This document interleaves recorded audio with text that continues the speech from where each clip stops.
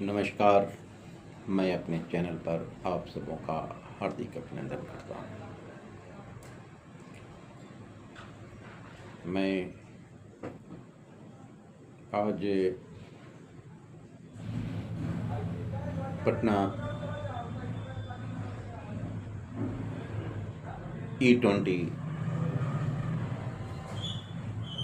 जो इथेनॉल के नाम से जाना जाता है, उसी के एक कितना इथेनॉल हम लोगों के लिए उपयोगी है और कितना उपयोगी नहीं है, इसी के एक सेमिनार में मैं गया था।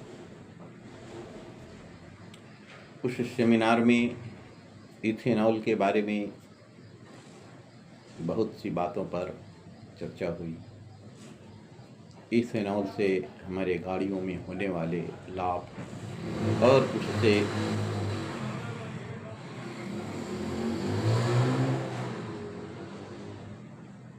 उत्पन्न होने वाले खतरों के बारे में बड़ी ही लंबी वार्ता हुई।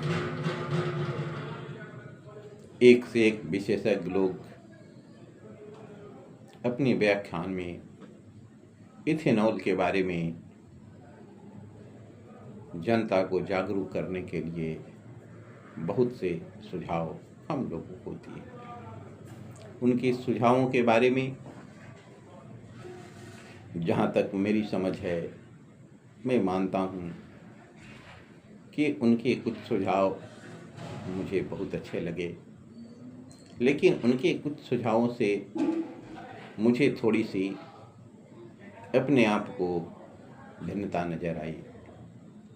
उनका जो सुझाव था, जो मुझे अच्छी लगी, भारत सरकार, देश के प्रधानमंत्री नरेंद्र मोदी को इथेनॉल को लेकर के जनता के बीच में जिस प्रकार का वातावरण बना हुआ है, उसके ऊपर निश्चित रूप से अपनी प्रतिक्रिया को देना चाहिए और एक समग्र, सुनियोजित एवं विकसित तरीके से इसके ऊपर पहले शोध किया जाना चाहिए, तब जाकर के इथेनॉल को जनता के ऊपर थोपने का प्रयास करना चाहिए। आज यह इथेनॉल हमारी गाड़ियों को कमज़ोर कर रहा है। बहुत से ऐसे भुक्तभोगी लोग हैं जिनकी गाड़ियां इथेनॉल को स्वीकार नहीं कर रही। इथेनॉल ब्लेडेड पेट्रोल जब डाला जाता है गाड़ियों के अंदर, विशेष करके 2022-23 से पहले की बनी हुई गाड़ियां, वे सभी गाड़ियां इथेनॉल को तो नहीं ले रही है, पेट्रोल को लेकर के पेट्रोल का खपत कर रही है, इथेनॉल टंकी में बचा का बचा रखा है। इसलिए मैं भारत सरकार के पेट्रोलियम मिनिस्ट्री, खास करके देश के प्रधानमंत्री नरेंद्र मोदी जी से कि आप ऐसा प्रबंधन कीजिए कि वे गाड़ियां जो इथेनॉल को स्वीकृत नहीं कर रही है, स्वीकार नहीं कर रही है, उन गाड़ियों में सामान्य पेट्रोल डालने का व्यवस्था भी आप कीजिए। आज कोई गाड़ी यदि खराब हो जा रही है, वह गाड़ी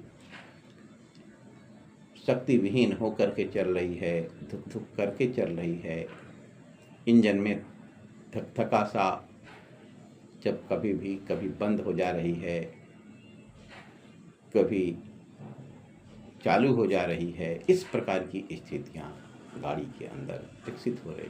इससे बचाव अत्यंत आवश्यक है। यदि इस प्रकार का कार्य यदि नहीं होता है, तो हमारे बहुत से ऐसे गाड़ियाँ जो इथेनॉल के मिश्रण के कारण खराब हो रहा है, वह जनता के ऊपर एक बहुत बड़ा बोझ बनता जा रहा है।